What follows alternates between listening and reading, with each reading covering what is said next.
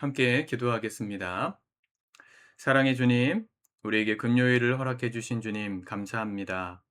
7월도 벌써 하순으로 지나갑니다. 하나님 이 한 주도 최선을 다해서 걸어온 우리 성도들의 한 주간을 축복하여 주옵소서. 잘 마무리해야 될 것들을 매듭짓게 도와주시고 또 주말 앞에 주말을 맞이하기 전 우리가 처리하고 쉬어야 되는 모든 일들을 오늘 지혜롭고 현명하게 감당하게 하여 주셔서 주말에 하나님을 예배하고 거룩한 삶을 준비하기에 부족하지 아니한 오늘의 하루의 마무리 될 수 있게 축복하여 주옵소서. 저녁에 함께 모여 뜨겁게 기도함으로 우리의 마음에 쌓였던 모든 스트레스들을 다 털어버리게 도와주시고 주님 평안 가운데 안식하는 복된 주말 되도록 인도하여 주옵소서. 예수님의 이름으로 기도드립니다. 아멘. 우리 찬송가 419장 찬양하시겠습니다.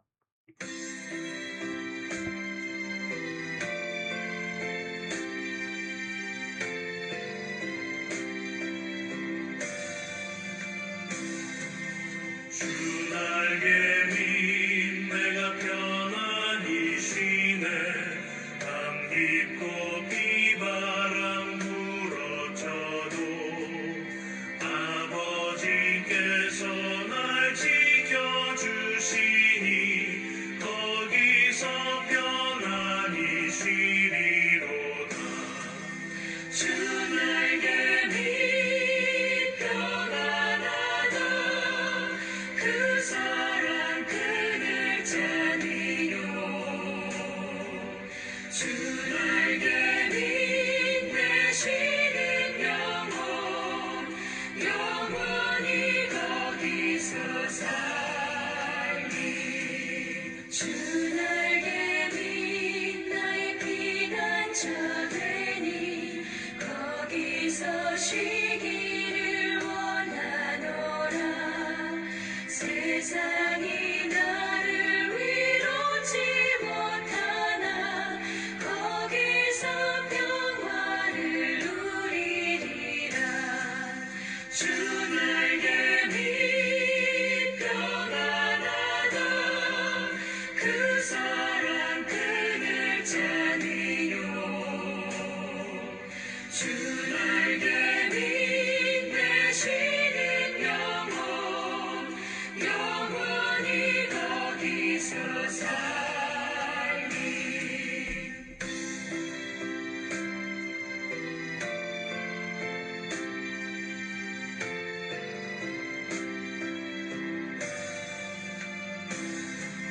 주 날개 밑 참된 기쁨이 있네.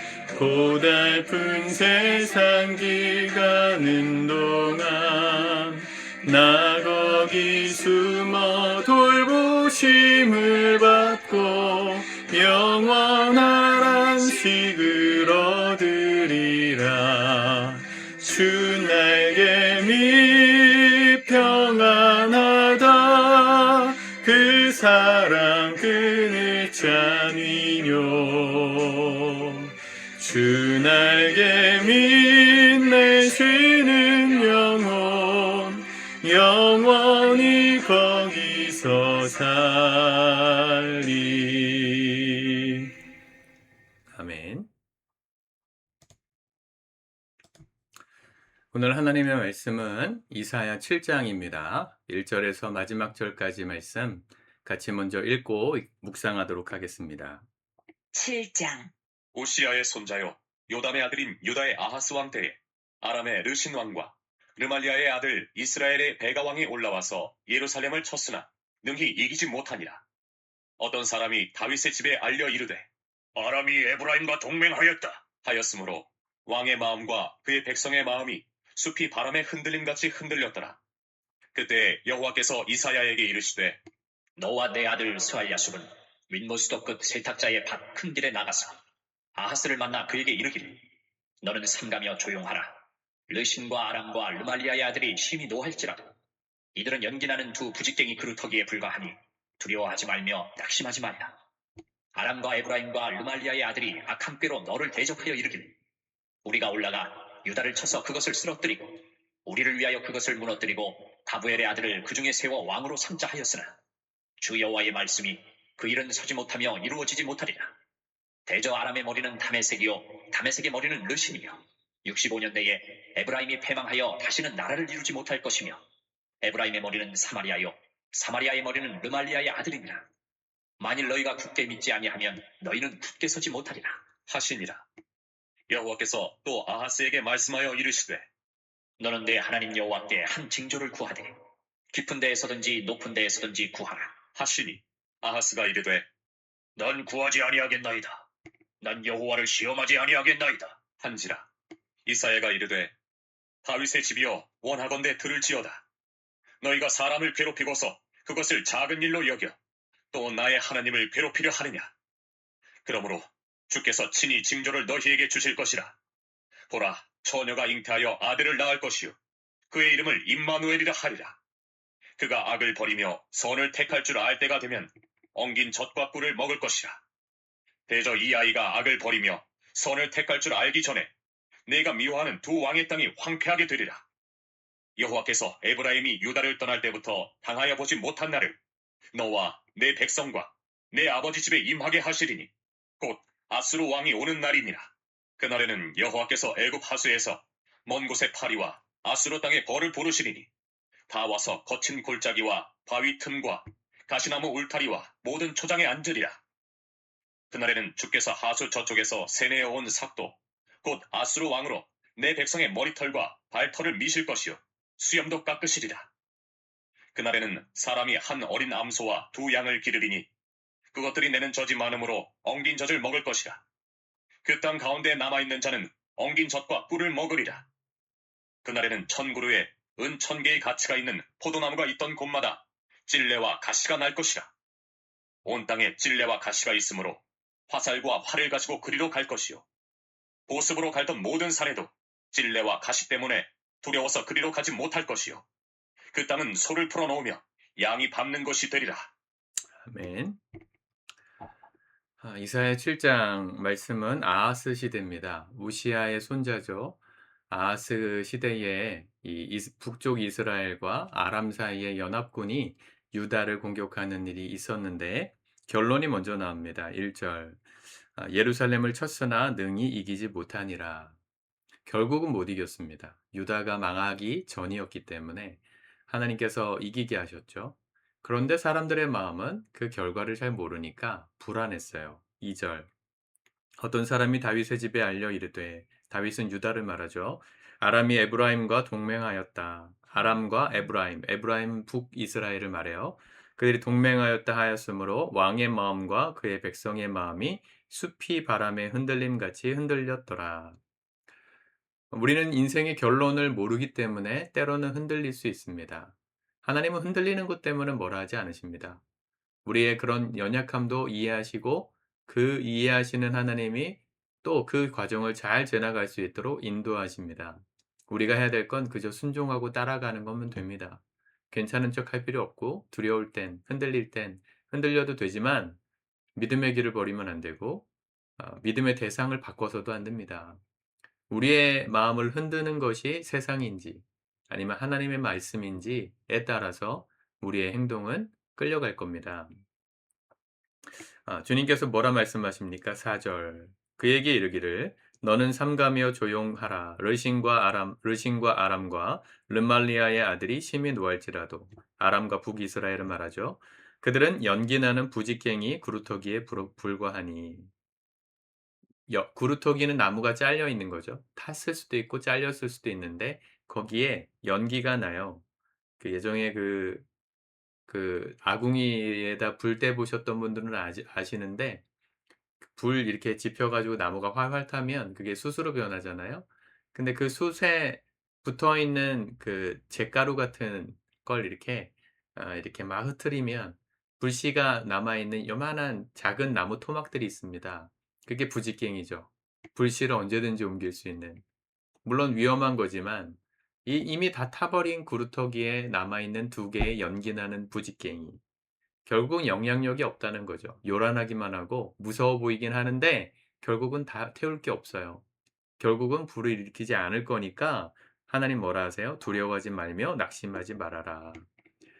7절 주 여호와의 말씀이 그 일은 서지 못하며 이루어지지 못하리라. 계속 말씀하세요, 하나님이. 계속 말씀하세요. 하나님께서 너희를 그들이 너희를 이기지 못하게 할 거야. 두려워하지 마. 믿어. 지나갈 거야. 이루지 못할 거야. 그러면서 8절 9 절에는 정확한 시간까지 말씀하십니다. 왜 이루지 못합니까? 그들이 왜 승리 못합니까? 아람의 머리는 다메색, 다메색의 머리는 르신인데 65년 내에 에브라임이 패망하여 다시는 나라를 이루지 못할 것이요. 아람하고 북이스라엘이 연합군을 맺었는데 65 년이 지나지 않아서 북쪽 이스라엘은 멸망할 거라는 거예요. 아수르에 의해서 실제로 멸망하죠. 하나님은 그 시간까지도 정확하게 말씀하시면서 안심하라 하시는 겁니다. 그리고 9 절에 보면 에브라임의 머리는 사마리아, 북이스라엘의 수도죠. 사마리아의 머리는 르말리아의 아들이니 그 당시 왕이에요. 만일 너희가 굳게 서지 아니하면 너희는 굳게 서지 못하리라. 이스라엘의 운명은 정해져 있고 그 연합군이 깨질 날도 얼마 남지 않았는데 그러니까 두려워하지 마. 근데 뭐라 말씀하세요? 만일 너희가 굳게 믿지 아니하면 세 번역으로 보면 너희가 믿음 안에 굳게 서지 못한다면 너희는 절대로 굳게 서지 못한다. 이게 오늘 말씀의 핵심입니다. 하나님은 우리에게 안심하라, 두려워하지 말라, 놀라지 말아라, 내가 너와 함께한다. 여러 가지들로 위로하십니다. 우리가 흔들리는 것 때문에 뭐라 하지 않으세요. 다만 뭐라 하십니까? 믿음 없음을 뭐라 하십니다. 굳게 서지 않으면 하나님의 말씀 위에 우리가 뿌리를 내리고 굳게 믿고 그렇구나. 두려움이 있겠지만 결론을 아는 거죠. 하나님이 반드시 이기게 하시겠구나. 결론을 아니까 이 믿음 위에 굳게 서야지. 흔들리지 말아야지. 그러면 이길 거라는 거죠. 근데 굳게 서야 돼요.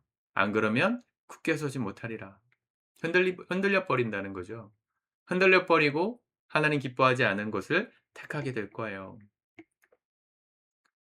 그러면서 이사야가 아하스에게 말합니다. 하나님이 아하스에게 말씀하게 하시죠. 11절 너는 내 하나님 여호와께 한 징조를 구하되 깊은 데에서든지 높은 데에서든지 구하라.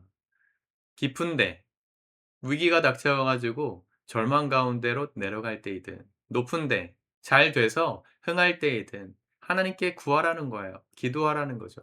불안한 마음 내려놓고 나를 이기게 하신다는 그 약속의 말씀을 붙들고 구하라고 지금 이사야가 전달했는데 이 아하스가 뭐라 대답합니까? 아하스가 이르되 12절 나는 구하지 아니하겠나이다. 나는 여호와를 시험하지 아니하겠나이다. 한지라. 이게 믿음 좋은 말 같지만 한 달란트 묻어둔 사람하고 똑같은 말이에요. 나는 주인이 심지가 굳은 사람이라고 생각해서 이거 가지고 장사하거나 시험하지 않았다. 그냥 땅에 묻어놨다. 라고 말하면서 자기 합리화를 했잖아요. 한 달란트 땅에 묻은 사람이. 주인이 엄청 책망하죠? 똑같은 거예요. 아하스가 믿음 좋은 척 한 거예요. 여전히 두려우니까 구하지 않은 건데 하나님은 시험하지 않을 거야 나는. 구하라고 하셨는데 기도도 필요 없지 뭐. 이러면서 무관심했어요. 여러분 가장 나쁜 게 무관심입니다. 악플보다 무서운 게 무풀이라 그러잖아요. 믿지 않는 것보다 더 나쁜 건 믿으면서 하나님께 관심 없는 거예요. 하나님께서 우리에게 승리를 주실 건 믿으십니까? 그러면 구하십시오. 승리의 날을 구하라는 거예요. 승리를 주실 건데 뭐하러 구해요? 우리의 마음이 두려우니까, 흔들리니까, 그러니까 날마다 엎드려서 하나님께 부르짖으라는 거예요.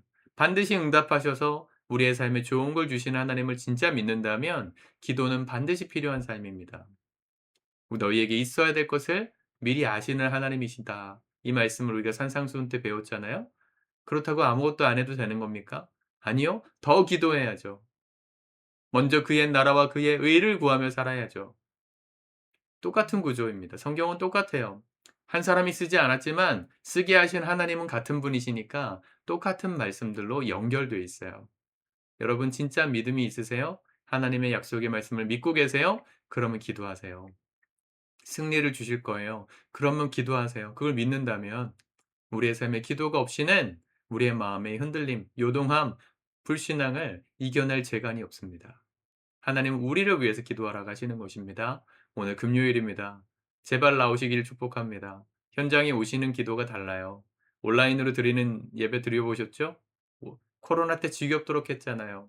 현장에 오셔서 뜨겁게 기도하는 서로의 목소리를 통해 내 잃어버렸던 영적인 기도의 불도 회복하시고 하나님 앞에 부르짖을 때 반드시 승리를 주시겠다고 약속하시는 그 믿음이 우리 안에 다시 한번 세워지는 은혜를 누리게 될 겁니다.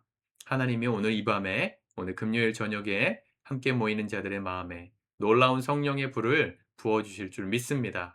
기도하겠습니다.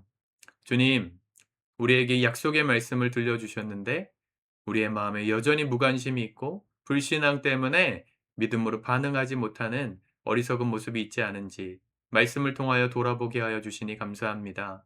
우리 마음이 흔들리고 넘어지는 것을 탓하지 않으시고 오히려 구하라 하시고 믿음에 굳게 서라 하시는 그 약속의 말씀을 오늘 이 밤에 우리가 붙들고 이 아침 시작하게 하시고 저녁에 함께 모여 그렇게 응답하실 하나님을 바라보며 불안한 우리의 마음을 기도로 주 앞에 올려드리는 지혜롭고 복된 성도들 될 수 있도록 축복하여 주시옵소서. 예수님의 이름으로 기도드립니다. 아멘.